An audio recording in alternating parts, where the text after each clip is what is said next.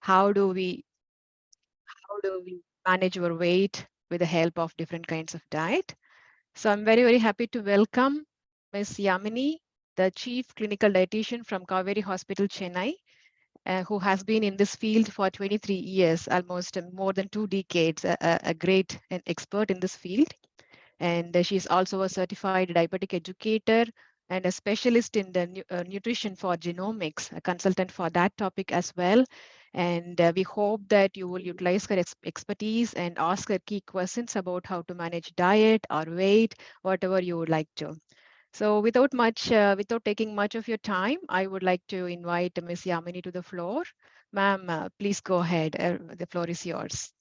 Thank you for joining us today. You are muted. Can you please switch on your mic? And yes, now you're fine. Yeah, am I audible now? Yes, very well. Thanks for the opportunity, IWF. I've been invited to talk on weight management for the women population over Finland. So before I start with, I would just, this is my first slide. All the presentations, I would put this because we have been treating our body so badly.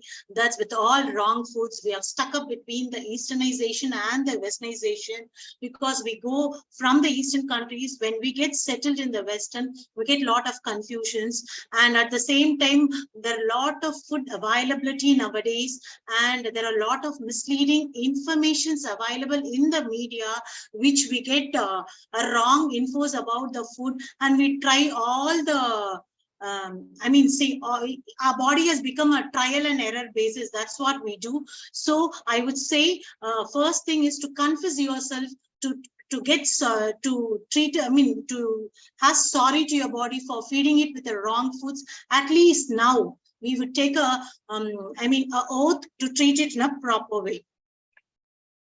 It's not getting shared. You can just move your keys. Yeah, it's not moving, but. Yeah, it is moving. You are able to go to the first slide. So go to the second and third one in the same way. Yeah, the second is okay. The next one. Some problem. Can you go to the third one? Are you in the presentation mode? Ma'am, Yes, maybe, yes. yeah. Are you okay? Yes, ma'am. Okay. No. I think you should use the rightmost symbol of this whole screen. Yeah. I'm just using. You're in the reading mode. I could see it. In the PowerPoint if you exit the share screen mode and then go to this symbol. If you press escape, then you can exit from this screen. One second, ma'am. Please. Okay, yeah, no worries. Just 1 second. Yes.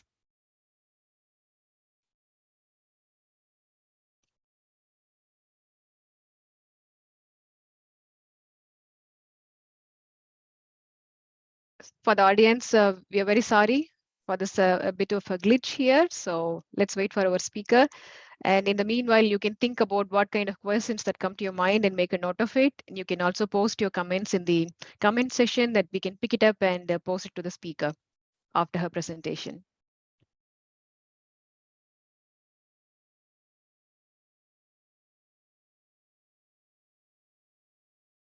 And I think this quote is a nice one for us to read in the meanwhile. And maybe perhaps most of us are doing it, treating our body not so well. So let's see what we can learn today.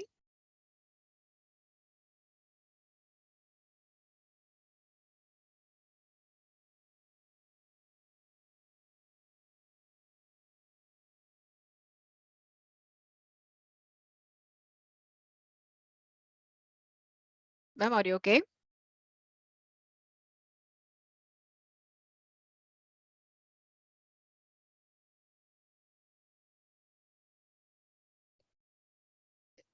If you open your screen, if you share your screen, I can tell you what we can do. The same way that you opened your PowerPoint presentation. So if you could open it. Yeah, please. Yeah, we have done. Yeah, then I can tell you how to move it. you're in the reading mode. That could be one issue. If it will make it easier for you, then I can open it from my screen. Yeah, ma'am, you can do it. Go to the, you are in the reading mode. So if you can see your bottom right corner of your screen, do you see there is an yellow highlighted symbol that you are on, but you have to click the next right one, the last one. Yes. Slideshow mode. Yes, now you will be able to move your Yes, screen. ma'am. Yes, yes. This is why I was trying to tell you. Now you're fine. Yeah. Never Yes. mind. Let's go ahead. Please go ahead. Yes.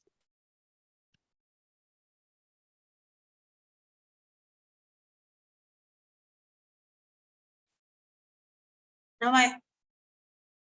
again, it's not, if I open my audio, it's not going up. Let's do one thing. I'll share my screen and then you just Yeah. tell me next slide, next slide. Yeah, Let's do fine, that. fine. Yeah. Give me a Fine. moment to share my screen. Yeah. You can now stop sharing. I'll do it from my end. Yes.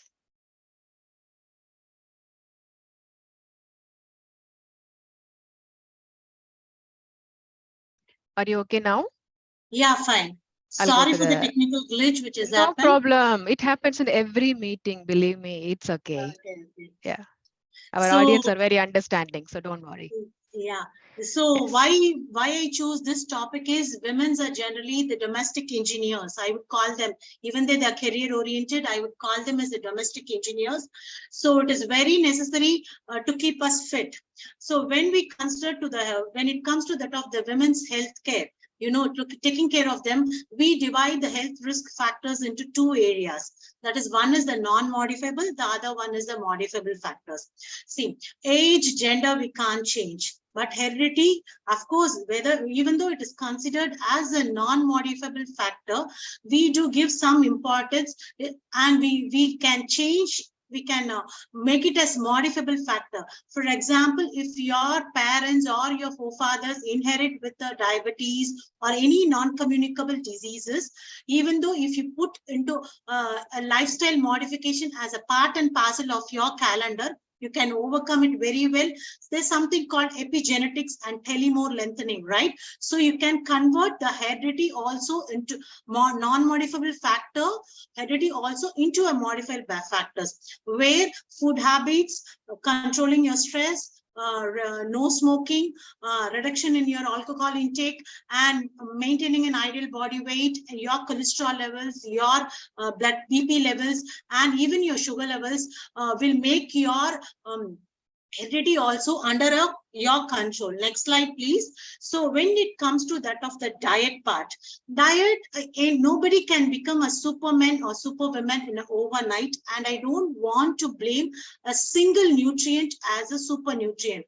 So whether you follow a plate method or a pyramid method, perseverance is very, very important, because diet means not putting yourself into a starvation mode. It is like daily intake of essential things. DIET, the exact observation is daily intake of essential things. The human race has evolved so much. The pictorial representations gives you a clear information about this. So it shows you how much you have insulted your body. So daily intake of essential things means the quantitative and the qualitative eating. It cannot be decided by a single meal plan. So the next slide, please. So what makes you to think more about the lifestyle, modification? When it comes to that of this lifestyle modification, the first comes is the obesity. Okay, I would call obesity as a mother of all diseases. Okay, so because it is very more than nowadays, more than the EMI, the BMI threatens us much. Okay, and of course the waist hip ratio also.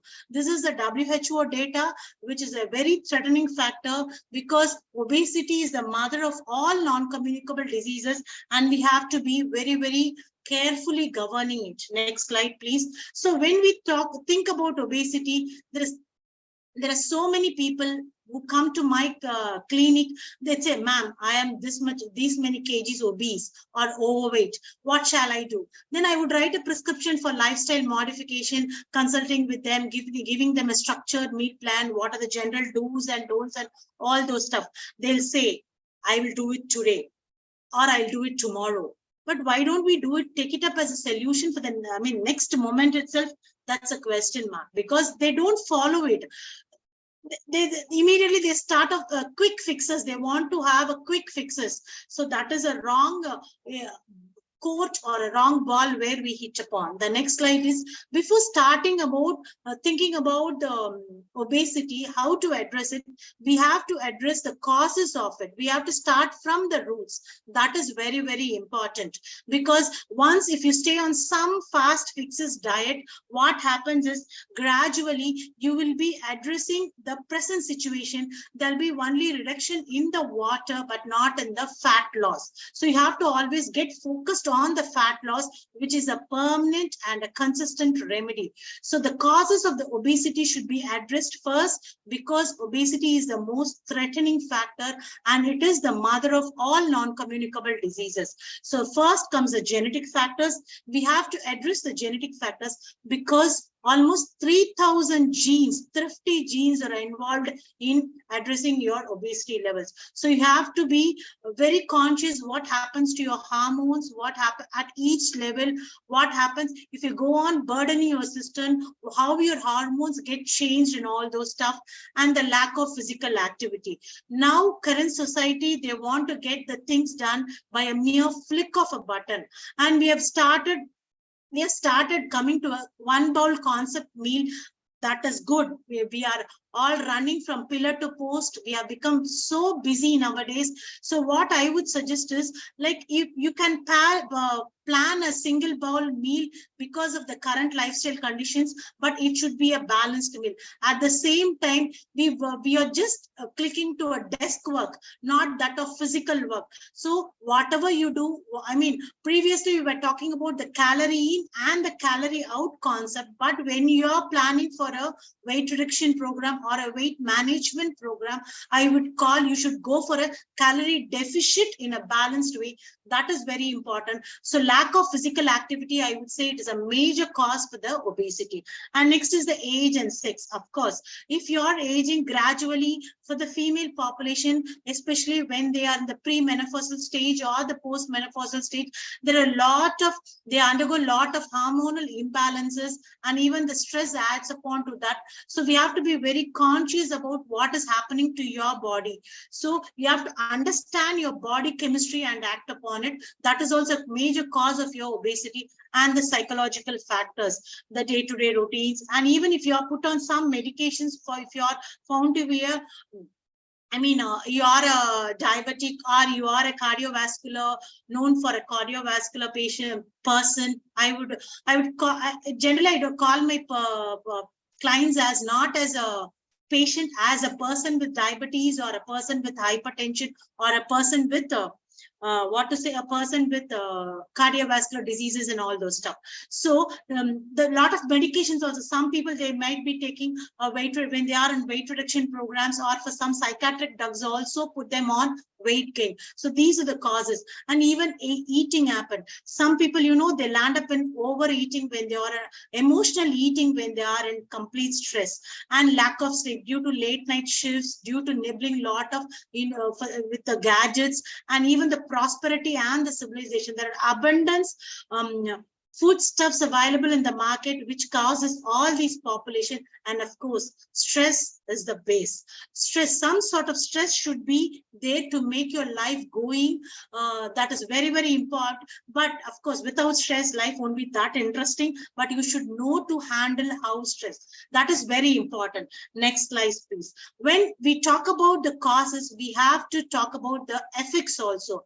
What would be the effects of obesity? Effects of obesity, automatically you land up into all non-communicable diseases, because I have already addressed obesity as a mother of all the metabolic diseases and the metabolic syndromes, whatever you may call it as.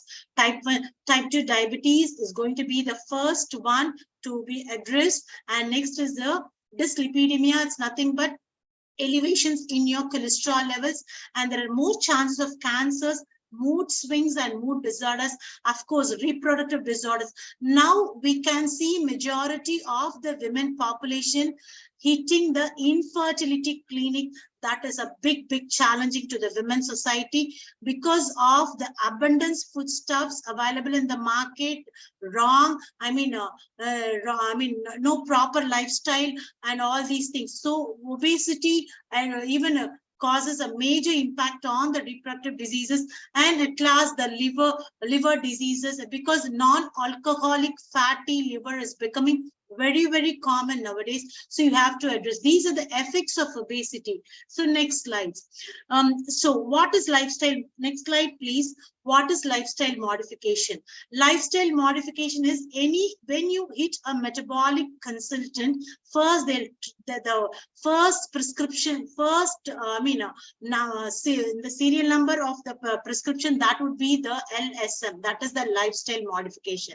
Why we need a lifestyle modification? If you're not addressing if you're not putting yourself into the lifestyle modification, it's nothing but a proper diet and exercise program, not addressing the obesity or the overweight issues, not taking it very seriously. What happens is automatically there is a weight gain, there is an increased fat storage. This increased fat storage leads to the insulin spilling all over your body, your food intake pattern, your cells cannot is loaded up with over much of glucose, which is a primary energy source molecule to keep you running, to fuel to your body. Automatically your pancreas cannot produce enough insulin, that is called as insulin resistant. So lifestyle modification means maintaining an ideal body weight, maintaining an ideal waist hip ratio. That is very important. So these two parameters, you have to get focused on the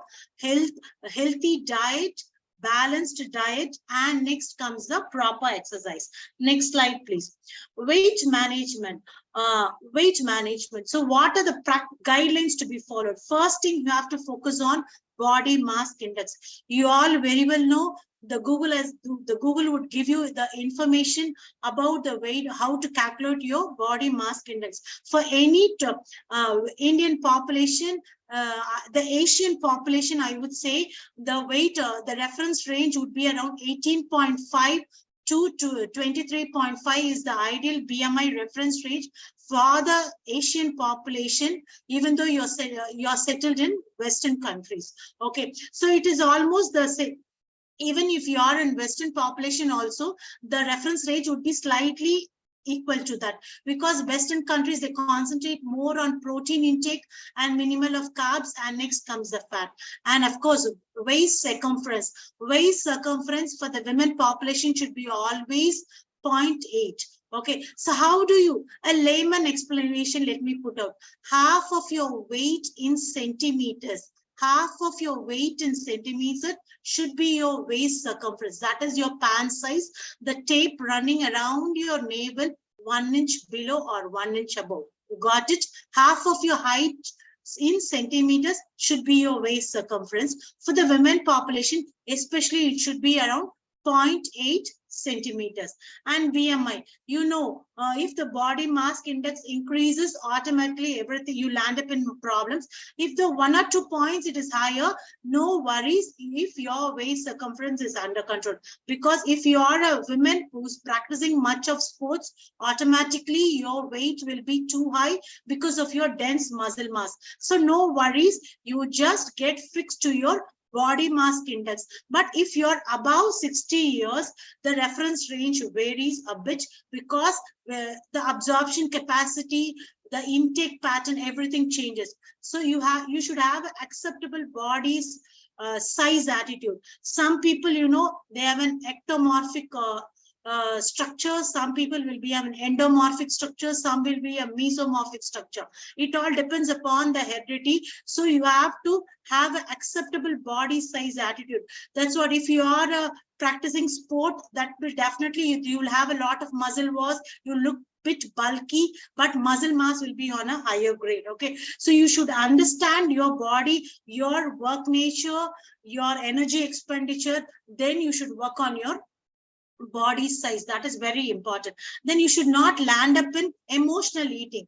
That is very important. You should say, ma'am, at the end of the day, I have a lot of craving for the sugars, and at the end of if I am very stressed, I would take lot of sugary items. And if the end of the day, if I like exhausted, I thought of dieting, I skipped all the meats, I just eat only one meal in a day. End of the day, what happens is I land up in emotional eating because of the too much of work levels, and I land up in taking lot of carbs into your body. So you have to choose your food choices skills, how to go about balance your meal for the whole day. That is very important. And physical activity patterns, of course, just hitting the gym, taking out a heavy intensity exercises won't help you to lose weight. It depends upon from person to person.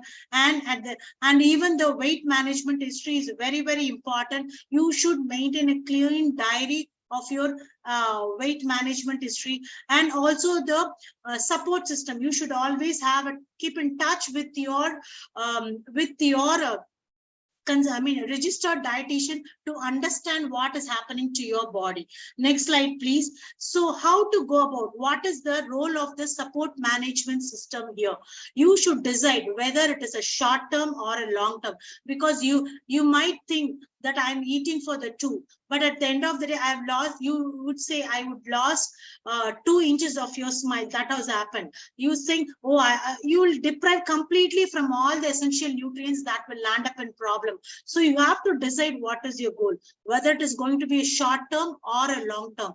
And you have to apply this food strategies. Like, for example, if you're going to go on a full complete protein meal or with minimal carbs, or you're going to go for a good fat diet alone with minimal proteins and carbohydrates, you should be very clean with your choices. That is very important. Which is of low energy, which is of high energy, how to choose your grains, how to choose your plate, what your plate should be, and what type of fruits and vegetables you have to take. All these things you have to concentrate much.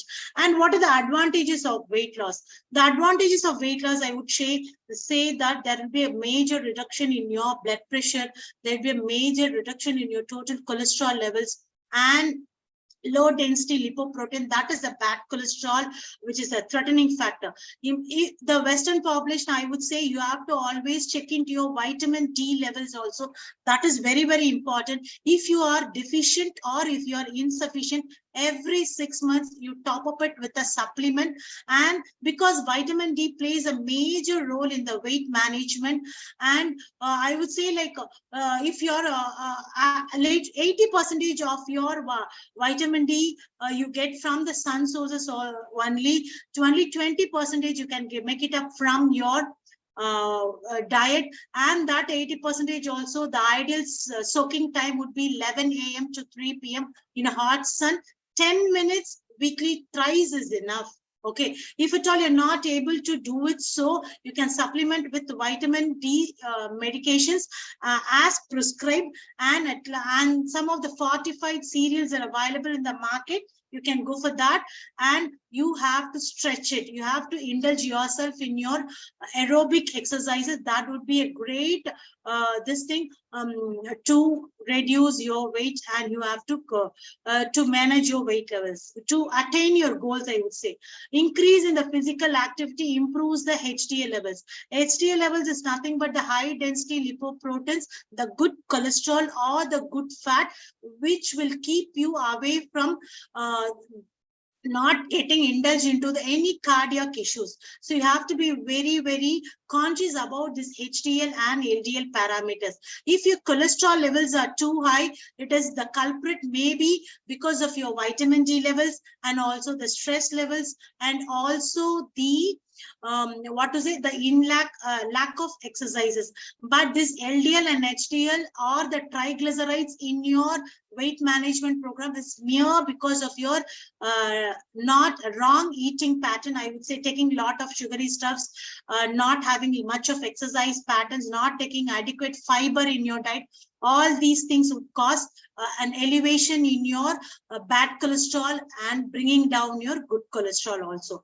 And if you have a good weight loss program, automatically you can control your sugar levels also. So how the monitoring can be done through a consistent professional support. You have to maintain a food records and weight expectations. What is your expectation and what is your goal? You have to be clearly defined your goals. Next slide, please. So I would say, whatever you eat in, which all settles few minutes in your hips, rest all settles in your hips only. So this be very, the person who have told about the fast food, okay, fast food, FAST, fast food, adding S to the fast food is a marketing genius, okay. So you have to be very careful that fast foods are nothing but the fat foods, okay. So everything few minutes in your lips, rest all settles in your hips. The next 2 slides is just an infographics to make you understanding. Next slide, please. So don't indulge yourself in wrong eating pattern that would get you into a drastic weight reduction. You might lose your your essential fats, and you might lose your healthy status also, and you'll even lose your life also. So don't indulge yourself into a wrong eating pattern. That's what I want to stress upon. So take a proper support team help to if at all you want to address your overweight issues. Next slide, please. So if at all you want to go for a support team, I would say, some people, because of the abundance information is available in the media, what they do is they become the doctors for themselves. Detoxification, if you keep your liver on the perfect condition, liver will do its own work, because liver is the workshop of your body. Nowadays, non-alcoholic fatty liver diseases is becoming than the alcoholic fatty liver diseases. Non-alcoholic fatty liver diseases is increasing. So consumption of too much of sugary items, consumption of too much of calories puts a lot of burden to your liver, and there is no need for detoxify. If you leave your liver a rest, automatically itself will detoxify. And keto diet, if you are an epileptic or if you are a seizures, then only the keto diet works out. But if nowadays we started practicing among some of the PCOS also, polycystic ovarian disease, which is very quite common among the women population. So for that, keto diet works out. But unless and until you get a professional help, please don't follow a keto diet, because after 3 months or 6 months, you'll end up in elevated cholesterol levels. So you have to be very clear about it. I'll just speak on that on my future, the coming up slides. And next is gluten-free diet. Unless and until you have a celiac sprue, or it is a need for you to stay upon the gluten diet, please don't follow it. If you're very particular about a weight regimen program, you can go for an intermittent fasting.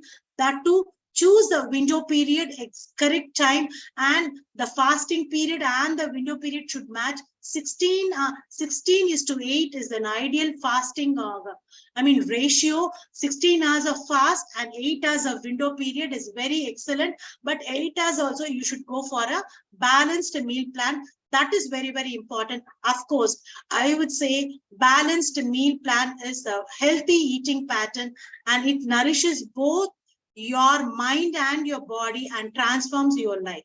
Next slide, please. So there is a lot of available diets in the market now, the paleo, the keto, the Atkins diet, the blood group diet, and so on.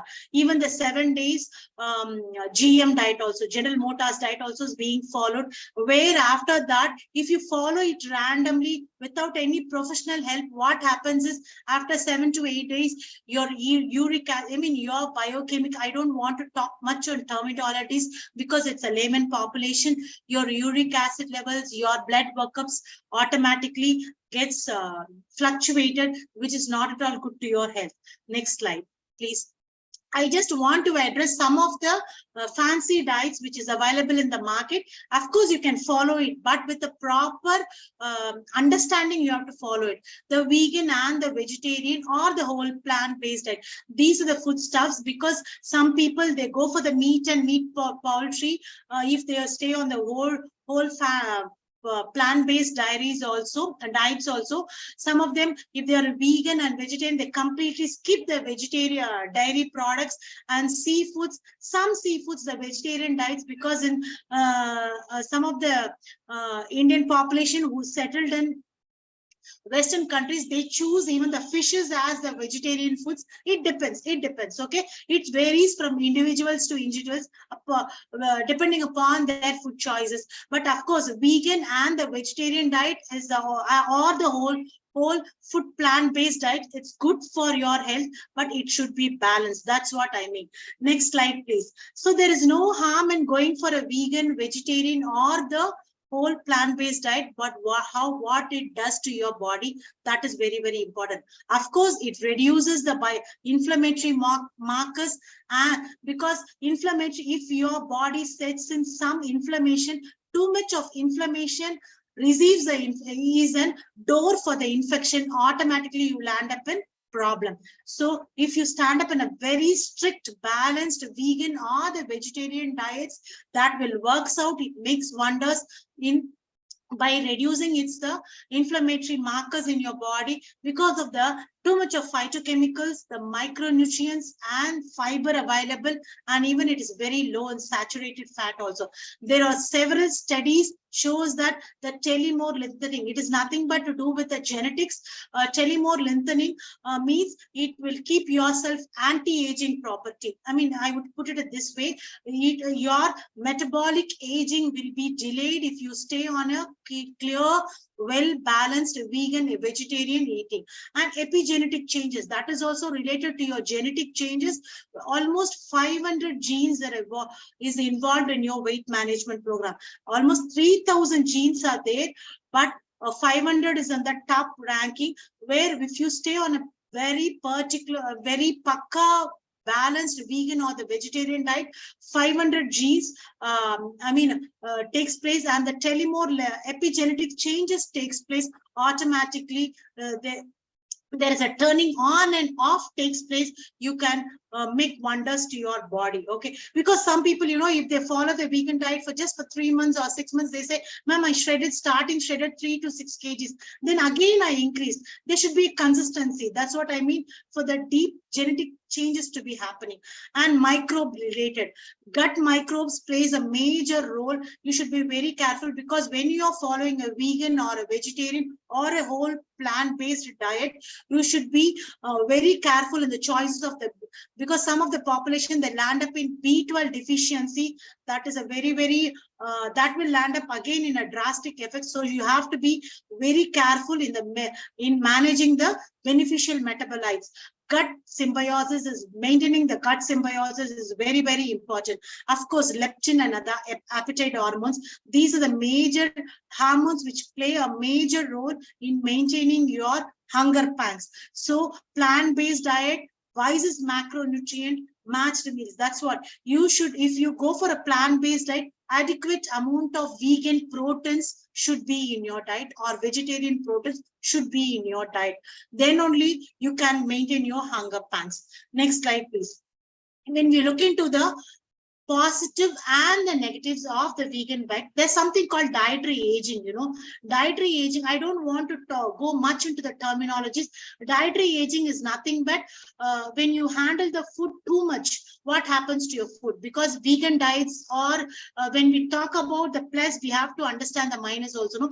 We have to check for, let me talk about the demerits first. We have to check whether you have an adequate proteins in your diet, whether you have a proper omega-3 fatty acids in your diet, of course, they can land up in calcium deficient. So you have to calculate the calcium deficient also, and vitamin B12, as I told already. Even the vitamin D, only 20% of your food sources gives you vitamin D. That too, hardly non-vegetarian sources only is rich in vitamin D. But you have to choose for the fortified cereals which is available in the market. You have to do a proper label reading, and of course you have to hunt for the proper iron, zinc, and iodine, which is a very, very essential criteria. Of course, vegan diets are loaded up with carbs, with omega-6 fatty acids, very good and right dietary fiber, carotenoids, and all those stuff. So you can add color to your plate by eating a variety of fruits and vegetables and vegan protein sources, but it should be a well-balanced, planned meal. That is very, very important. There should not be any lacuna in the protein or in the omega-3 fatty acids and in the vitamin D and B12. Next slide, please. The next slide, the diet which is very, very much used in your in the market is the ketogenic diet. The difference between the ketogenic and the normal diet, I would say, there are too much of carbs in the, that is 55 to 60% of carbohydrate. This is for the Indian population settled in Western. I'm talking about too much of carbs is available, like 55 to 60%, or not less than 40%, I would say, which is mainly of cereals and pulses, and proteins of around 20 to 25%, and of course fat around 18 to 20% we concentrate. But protein is a versatile component where we Indian population settled in Western countries, we don't give that much importance to it. But now the focus is being was given much up to the protein. When it comes to the ketogenic diet, we take only very minimal amount of carbohydrate, that is around 5 to 10%, and major source will be around 40 protein, and fat will be around 70 to 80%, which will be the major source. Okay, next slide, please. So what happens is, what are the different types of ketogenic therapies available? Because some when you go hit a registered dietitian in abroad, they would say you can go for a classical ketogenic diet that would bring down your sugar levels, that will help you in weight management. Of course, it does wonders, but you have to be very picky and choosy. That is very important.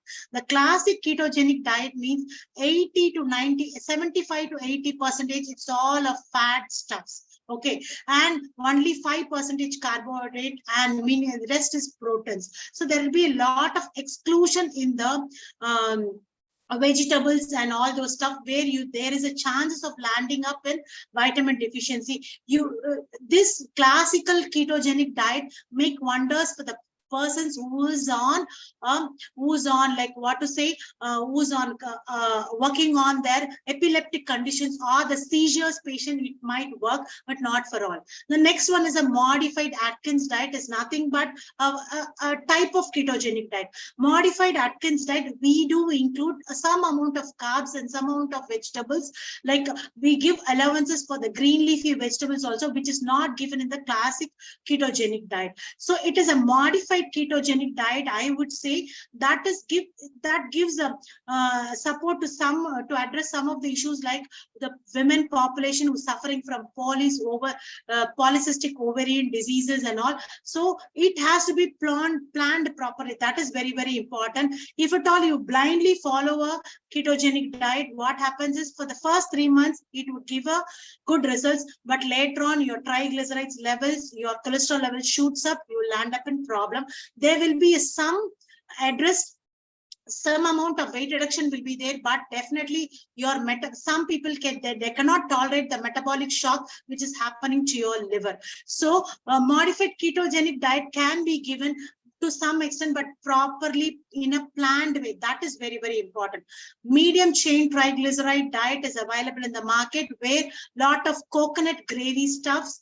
MCT is nothing but it's a simple coconut oil or coconut grated coconuts, or MCT available, oils are nowadays available, virgin coconut oils are available in the market. You can usually use it to your cooking stuffs, eliminating certain, minimizing the refined carbohydrate and adding too much of protein to your diet, too much of fat in the form of medium chain triglycerides. That is the cooking oil, grated coconuts and coconut milk to your diet will address some of your weight reduction programs.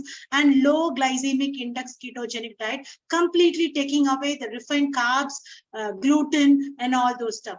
And highly polyunsaturated fatty ketogenic diet, which is of high of fats, like taking too much of omega-6 and omega-3 fatty acids, and taking too much of red meats and all those stuff, which is not at all advisable for the general population. Next slide, please. So, of course, these ketogenic therapies make wonders for the epileptic condition, for the weight loss, PCOS, and the hypothyroidism, women suffering from the type 2 diabetes, cancer, and autism spectrum disorders, and even for the other neurological disorders. But you have to be very careful in monitoring the ketones without a medical supervision or a nutritionist supervision. You're not supposed to follow this diet if at all you're choosing it for a weight reduction program. Next slide, please. So what are, you should understand what is the difference between a therapeutic ketogenic diet and a fat ketogenic diet. Therapeutic ketogenic diet, it is used for the persons who are suffering from the epileptic or other neurological disorder, and it is very effective for, as I told you, obesity, PCOS, addressing the type 2 DM and the cancer. It should be governed by a proper, qualified, registered dietitian. It's all evidence-based. It addresses, studies are there. A lot of studies have been conducted on it, and no yo-yo effects, no side effects. Clearly, we monitor them, put them under blood investigations. We initially start up with 1 or 2 days of putting them on a very clear liquid diet, give liver, enhance the ketogenic process, ketone formation of the keto body process happens in your body. In your body. Then we start gradually monitor it, your body functions, your blood parameters. Then we keep on tapering the effect. Formation of ketones is nothing but because if fat becomes your main source of energy to your body, when you deprive completely your body from carbohydrate, fat load up your body with lot of fats. What happens is fat becomes the main source of energy. If fat becomes main source of energy, fat starts breaking down. The end product is called as ketones. Understood? So these ketones only becomes the main source of your energy. Then automatically the extra fats which is already in your liver, starts shredding down, so you lose weight. That is called as ketogenic diet. So nothing harm should not happen to your body. So we are very particular in monitoring the ketone levels, because sometimes if you follow it on a random way, you land up in ketogenic fevers and all. So that's why you should not follow a fat keto diet where you land up in yo-yos and side effects. Okay. Now next slide, please. So, ma'am, is it possible to wrap up in another 5 minutes? Because I think, sure. So next food patterns are the food patterns which is available is like low fat diet, which improves your quality of life and health, is an healthy alternative, and low carbohydrate, as I discussed already, it is a good weight reduction program with inclusion of all the macronutrients in a refined, avoiding all the refined carbohydrate, putting all the complex carbohydrate under this thing, in your plate. And Mediterranean diet for the past 3 years, 2021, 2022, and 2023, it has been addressed as the good diet, a balanced diet. And next is the DASH diet, dietary approaches to stop hypertension, which is of taking of much attention. You just put yourself away from the extra processed food, taking away all the processed food, packed foods in your diet, taking away the refined sugars, becoming very conscious about the food label reading and all. You will land up in good results. The next slide, please. how to spot that your diet is imbalanced. You following a very restrictive eating pattern, eliminating yourself from some of the foodstuffs, getting indulged into misleading informations and all those stuff, and landing up in some of the, you yourself landing up in some fatigueness and all those stuff. These are the areas where you can spot yourself that you are in a imbalanced diet pattern. Next slide, please. So what my conclusion is, I would say calories is important. The primary source should be your carbs, but what type of carbs? It should be a quantitative and a qualitative eating. The ideal prescription would be complex carbohydrate, which is from the whole grains and cereals, 40 to 45%. Rest should be your protein, that is around 1 gram per kg ideal body weight, with good quality proteins and adequate fiber and essential fats. Proper hydration level is very important. That is will give you a proper balanced meal platter. Next slide, please. So setting your gut is very, very important, because gut hormones is very important. Gut symbiosis is very important for whatever you eat in. Prebiotic and probiotic foodstuffs should be included in your eating pattern, that because it maintains your hemostatus, your acid-base balance in your diet. It will help you to come up with your hormonal imbalance and all those stuff. Next slide, please. Already I have spoken much on the epigenetics, so don't stuck up between the Easternization and the Westernization. You have to stick onto a safe Mediterranean diet wherever you live in, based on the food availability which is available over there. You stick onto a proper eating pattern, a balanced eating pattern. That is would be the ideal prescription. Next slide, please. What happens if you stick onto a proper Mediterranean balanced diet? These are the you should always have a tailored dietary infection and nutritional intervention, and a holistic approach. This slide can be put it in a simple way.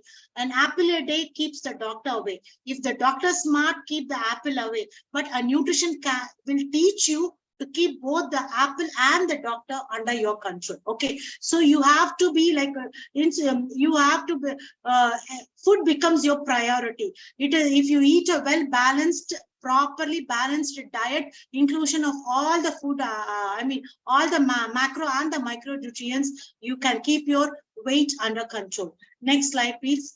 These are the classification of the functional foods. You have to focus, you have to clearly understand the label reading. That is very, very important. The fortified foods, the conventional foods, the designer foods, the enhanced food, and the enriched foods. And you have to choose accordingly, and which comes under your, which is your choice. Okay, so conventional food or the altered food, you have to go for the label reading. That is very, very important. These are the foods, different types of foods which is available in the market. You have to be very tricky and choosy when it comes to that of the well-balanced eating pattern.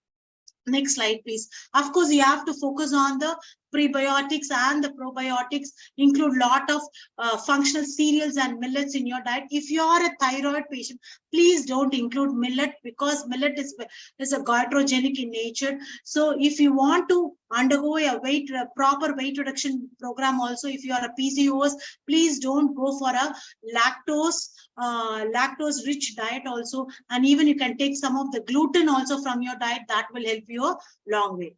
Next slide, please. So to sum it up, I would say this is the Asian food pyramid.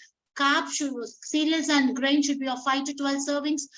Fruits and vegetables of 5 to 10 servings, and milk and milk products, it may be of any source, that is almond milk, oat milk, or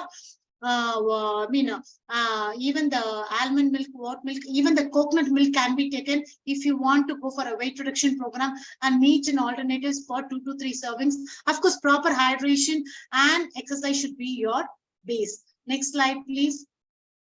So balanced diet. If you would have all watched the Bahubali movie, okay. Next to Bahubali, the Rajamouli's movie, which have won the Oscars, RRR. I would say balanced diet is a functional diet, regeneration, rigor, and relief from diseases. It should be a balanced eating pattern, which is a very, very important. So if you really want to reduce your weight, maintain an ideal body weight, and maintain your waist-hip ratio, you should follow a balanced eating pattern pattern, which is the proper functional diet. Next slide, please. And always the best way to predict the future is to create it, as well told by Abraham Lincoln. So if you're 40 plus 39.5 is your actual age, 0.5 is for shipping and handling. So next slide, please. Cultivate your health instead of treating diseases. Understand your food tolerance levels, understand which suits your body, adapt a clean eating pattern, minimize your junking, include superfoods in your diet. And to sum it up, this is the key takeaways, and moderation is the key. Eat wisely and stay healthy. Thank you. Ma'am, thank you so much. We are extremely overwhelmed with the wealth of information that you have given to all of us. And there are so many questions lined up for you. And I think we also need some time to take in a lot of useful information and then how to incorporate it in our daily lives. But I now ask my colleague Sunaina to just post the questions that the audience have passed on to Ma'am Yamini, ma'am. That's good.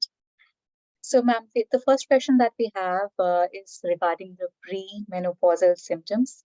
And the question is that in pre-menopausal symptoms, how one should manage diet and stress. And if someone has IDU Mirena, they say it's hard to lose weight with this medicine. Is it true? If yes, then what are the ways to maintain diet and weight loss? So women who are facing the premenopausal stage, definitely they will have a lot of mood swings, hot flushes, and they'll be land up in B12 deficiency. So the first, when it comes to that of the diet, the main focus should be on a macronutrient consumption. That is adding lot of fruits and vegetables. That seasonal fruits and vegetables is very, very important. Go for B12 rich foods. If they are vegetarians, they can go for a lot of green leafy vegetables. Add nuts like walnuts, brazils, pistas, black raisins, fixed to your diet. If you are a non-vegetarian, you can go for good meat sources, poultry sources, and stay away from refined carbs. That is very, very important, because this is the time where we land up in emotional eating, and we have a craving for sugars. Okay, so we have to minimize the refined sugars and any sweetness of that matter, and they will land up in magnesium deficiency also. So if they go for proper, the super seeds is available, like flax seeds, kalonji seeds. I would call it as black this thing, kalonji seeds. If you go Google it and you would say kalonji seeds, cinnamon powder. Seeds. Yeah, seeds, all these seeds you can make it as a balls. You can have it, because they'll have a sugar craving for it. They'll feel like devastated. These slides will keep up their energy levels, and they should focus on B12 rich foods. I've already listed out the B12 rich foods that would help them to go through this menopausal stage. Even if I don't know about the population in Finland, but if you can get it, this moringa leaves powder, right? You can mix it up with these clouds. You can add it to your salad dressings. You can have it. That is an excellent source with excellent vitamin shot, one vitamin tablet, which you get all these sources. Thank you, ma'am. So there are more questions from the audience. Kit, would you like to take those, or should I continue? Yeah, maybe I can ask one and then you can pick the next one. Ma'am, I think there are a lot of misconceptions or hopes about intermittent fasting. So can you give us what is the right way, based on your, a practical example that somebody you would have dealt with in advising how to go about or how to start with intermittent fasting? Yeah, when you're choosing intermittent option for your weight, as your weight management program, I would say first hit a proper registered dietitian. Then next one is you should choose your fasting period, window period properly. That is 16 hours of fasting, 8 hours of eating window period is the ideal one. And which time, that is very important. I would recommend like morning from 10 to 6 would be the ideal time. Okay, it starts from morning 10 a.m. end up by 6 p.m. or after that, and it may be around 11 to 7 is also ideal, not more than that, because what generally the population does, all 7 days is ideal. At least minimum of 5 days in a week you should have it. One day you can have a cheat day, but not on alternate days. Okay, because your body should tune to it. That is very important, because it should recognize what is happening to your body. And next thing is, this 8 hours of window period, it should be a balanced meal. 2 good meal you should have, which is of good carbohydrate, complex carbohydrate with cereals and pulses, and a good quality protein, and all the fruits and vegetables, seasonal fruits and vegetable inclusion should be there. You should stay away from the refined carbohydrate. If possible, if your registered dietitian says to stay away from the gluten-free products, for the effectiveness, you can stay away from the gluten-free also, and even for the even from the lactose products also. It should be a continuous monitoring is needed, but I would say 5 days in a week, 6 hours of window period, 10 to 6 or 11 to 7 is the ideal time, not more than, because what happens is the population, they just start with 12, they break their fast by 12 o'clock until late night 9-10, they prolong it. One big meal they will eat with lot of oil stuffs and lot of too much of carbs they will eat, and the entire day they will fast. That they're adding burden to your system. And don't eat after 8 o'clock. Don't prolong.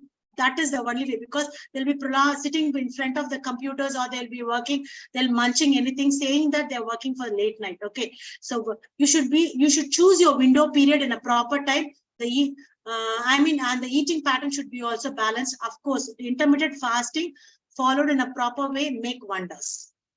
Thank you so much. But is intermittent fasting good for all, or is it only for certain age? No, intermittent fasting can be followed for all age, but for the geriatric population above 60 years, if you are any particular medications, even for the young populations, if you are put on any metformins or anything, I would advise no. If for the general population of any age group, you can follow it. It is very good. To put it in short, our ancient Indian eating pattern was intermittent fasting. Okay, Got yes. it? Okay. We're kind of going back to the basics, sort of. Yeah, so our ancient Indian eating pattern was intermittent fasting only. But if nowadays, since we have made our life so complicated, we have put on a lot of medications. If you're on some medications for non-communicable diseases or any communicable, I would say please don't follow intermittent fasting. A balanced eating pattern means for all the 3 times is advisable. Okay, thank you. So Naina, any more questions from you? Yes. So there are 2 questions. I'll combine them and ask them together. So one is about the sources for protein in vegetarian diet, and the other is that if we are eating vegetarian diet for like no meat, no eggs, so after 40 years there has more deficiencies. So the question is about which magnesium is good for us for Indian women who are staying abroad and eat vegetarian diet, and supplements which could help in stress, anxiety, and sleeplessness. Yeah, that is an excellent question which I was looking upon. Okay, so the vegan population or the vegetarian population, there are a lot of foodstuffs. Please, following a vegetarianism is no harm in it. The sources are high protein of high biological value. I would say tofu is available, paneer is available, mushrooms are available. Okay, and all the legumes. Dried legumes, lentils are good sources of vegetarian.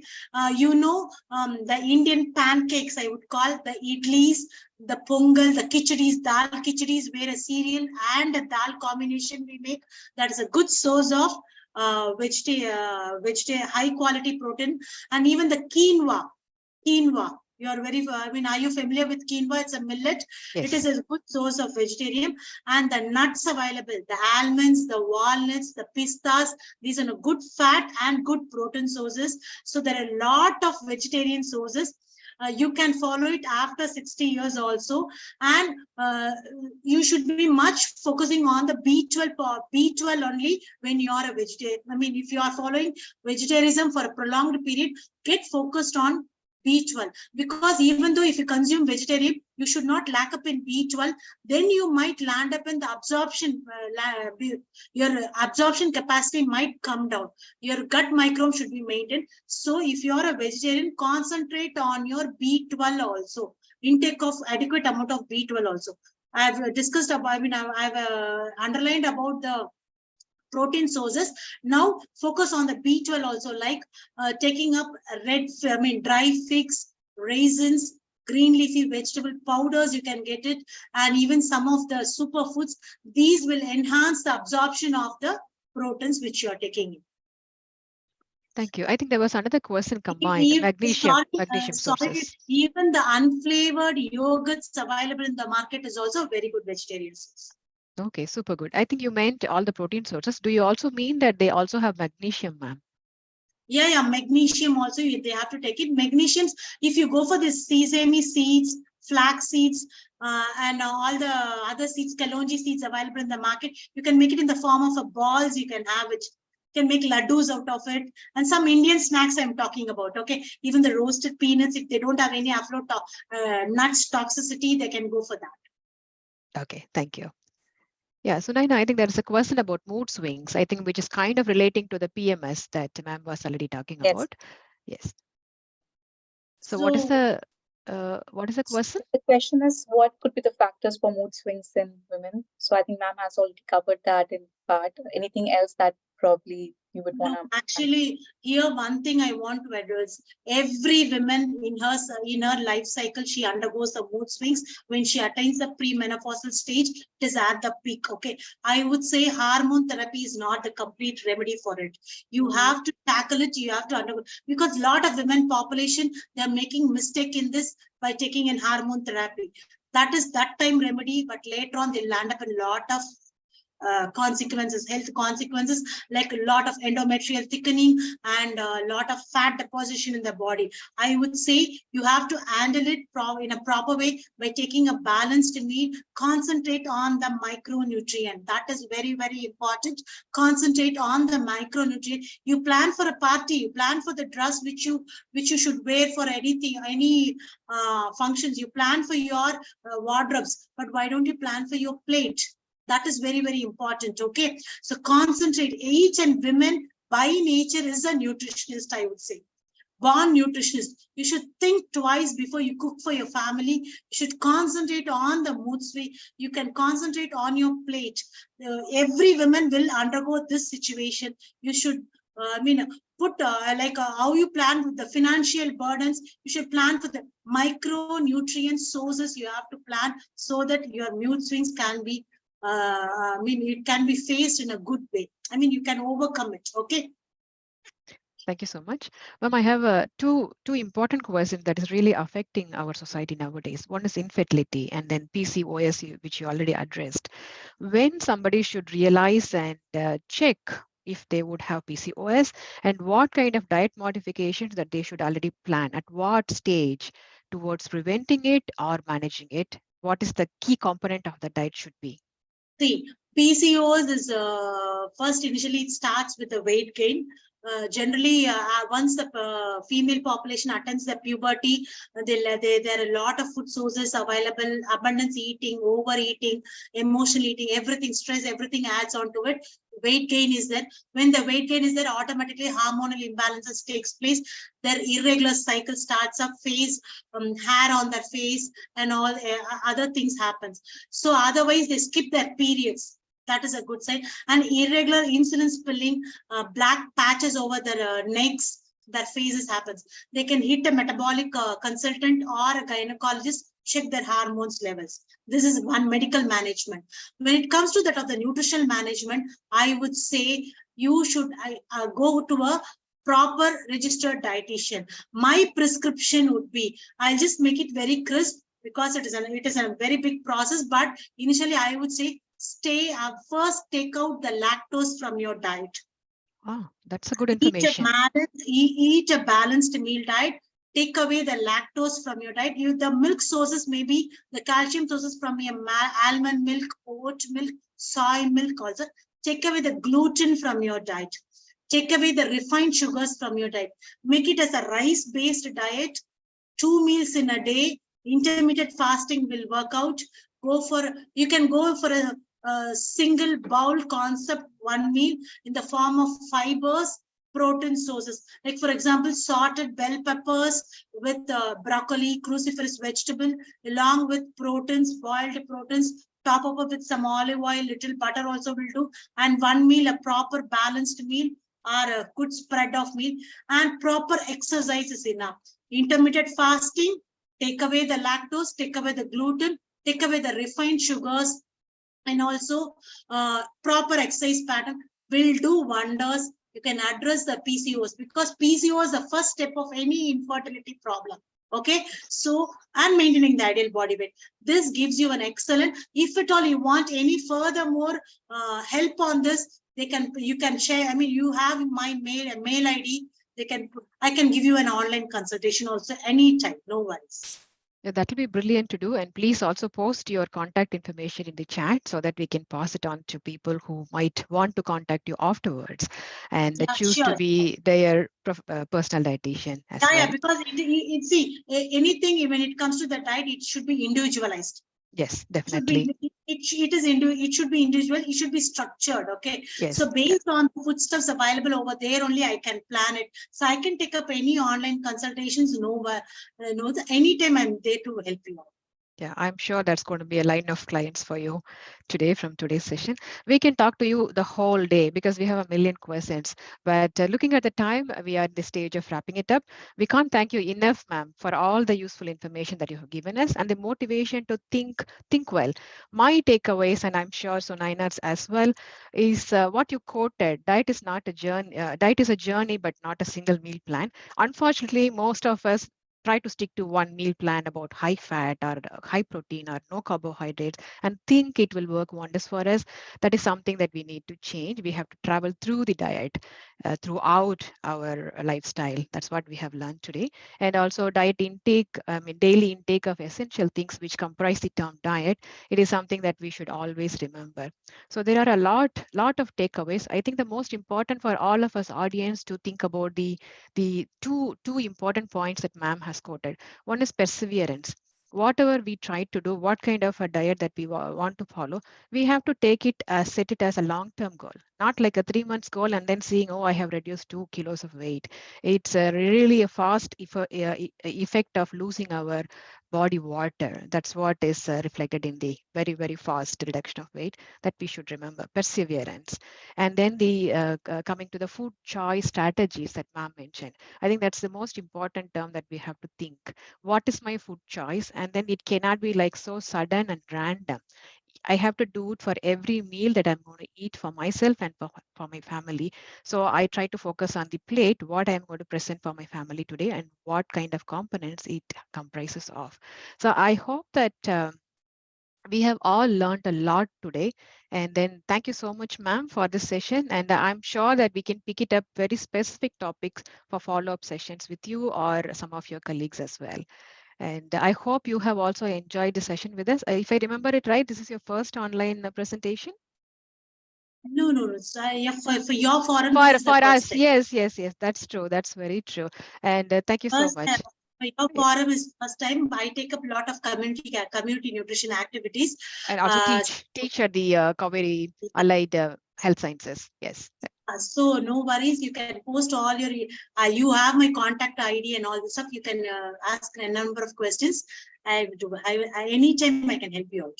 Thank you so much. It's been wonderful to have you with us today. You've been so invaluable for us. So Naina, a couple of words also from you. I think it has been a very valuable session, and I think you will have many more people reaching out to you after this session. So, and I really thank you for agreeing to come over here and giving the session to our community. Thank you, Thank ma'am. you. You have a good day. We'll keep in touch. Bye-bye. Sure. Bye-bye. Thank you. Thanks to all our audience and very clever questions as well. Very important questions. Thank you so much. Thank you. Have a good Sunday. Bye-bye.